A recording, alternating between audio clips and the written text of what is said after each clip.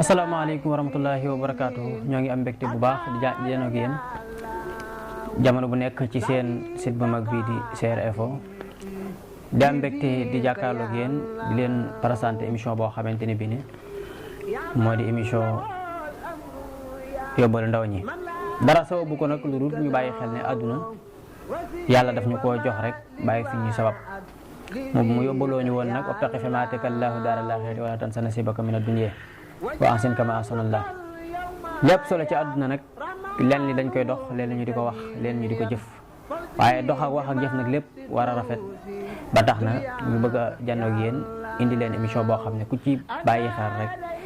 te sukkandiku ci saw doxin mën naa rafet say jëfin mën naa rafet waaye ëllëg yawmal xiyaam da nga bokk ci ñi nga xam ne bu fekkente ne li nga dégg moom nga jëfee bu àggee suñ borom doo fa rus te dool dara mënu koo sabab nag lu dul déglu ak da koo dégg yàlla kat wàcceel na képp ku xamutoon te nangoo dégg